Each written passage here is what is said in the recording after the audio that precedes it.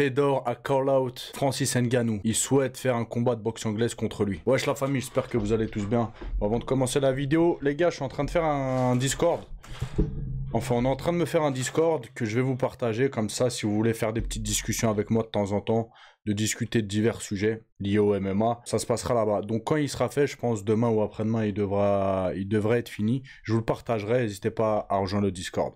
Bref les gars, n'oubliez pas de lâcher un petit like, un petit commentaire pour le référencement et abonnez-vous si ce n'est pas déjà fait. Et activez la cloche pour ne louper aucune vidéo. On va tout de suite commencer l'actualité avec Fares Ziam qui devrait combattre normalement à l'UFC Mexique le 24 février, donc samedi là. Là il doit combattre un adversaire péruvien qui est très dangereux, c'est Puelles.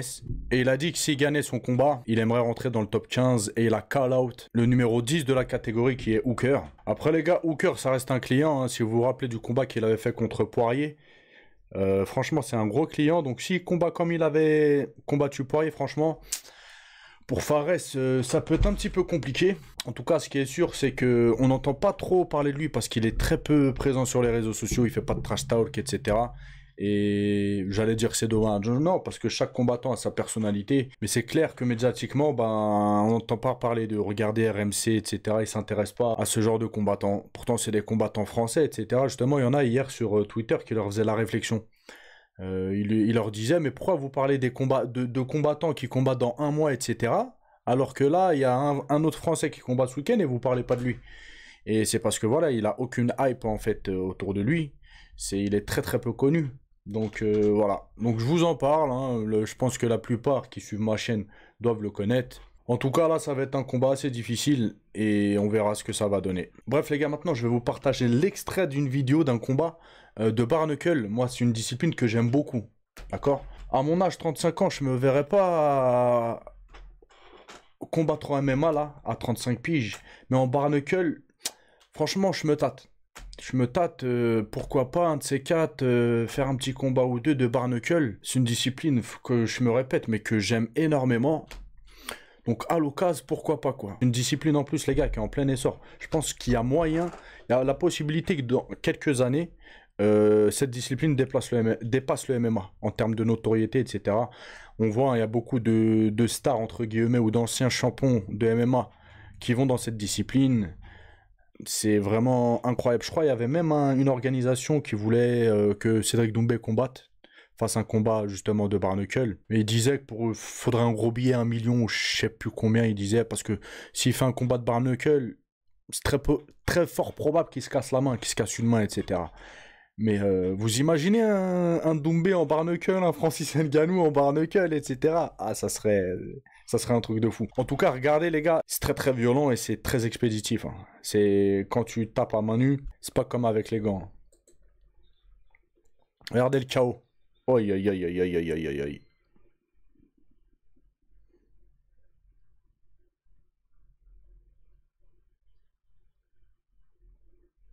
Le KO foudroyant, je vous le remets, écoutez le bruit.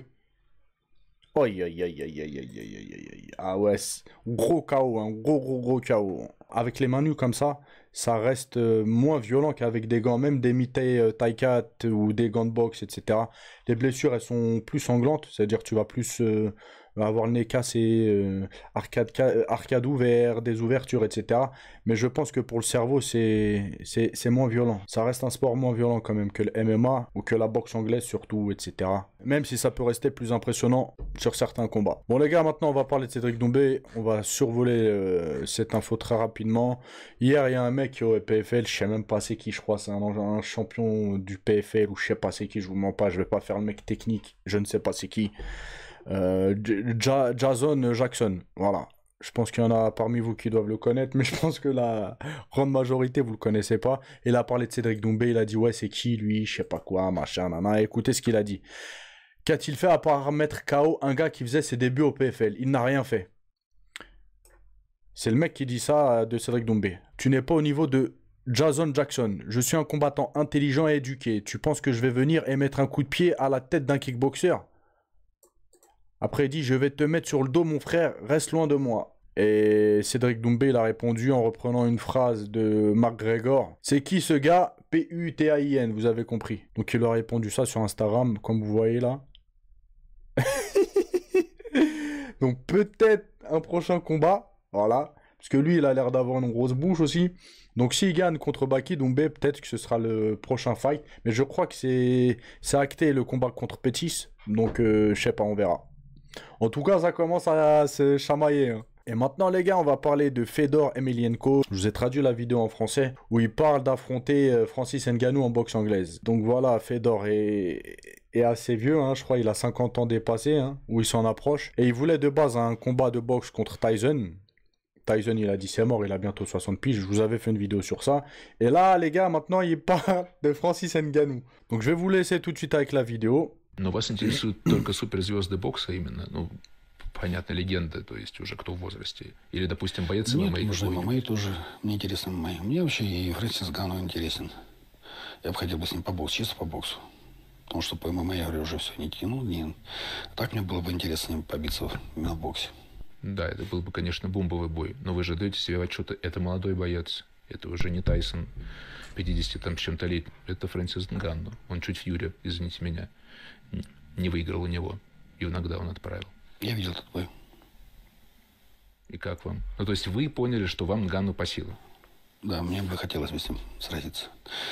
Тоже, может быть, это, конечно, не то чтобы завышенная самооценка, но мне бы интересно было бы пробить с ним бой тоже. Ну, вы, конечно... Donc voilà les gars, bon, on sait hein, que Fedor frappe quand même assez fort, il a mis pas mal de KO dans sa carrière. Ça a été un très très bon combattant, franchement ça a été... Moi c'est l'un des combattants qui m'a le plus marqué dans ma jeunesse. Avec d'autres, hein, mais Fedor c'était vraiment un combattant que j'aimais bien. Après il y a eu Machida, il y a eu Vanderlei, etc. Il y a eu pas mal de combattants et lui il en faisait partie. Il aurait la possibilité de mettre KO Ngannou, bien évidemment, mais bon ce serait quand même très peu probable. Comme je vous ai dit, il commence à vieillir, bientôt 50 ans ou 50 ans dépassés. Francis Ngannou, voilà quoi, il est dangerous. Il est dangerous. Donc voilà, bon pour moi ce serait un combat qui n'aurait absolument aucun sens.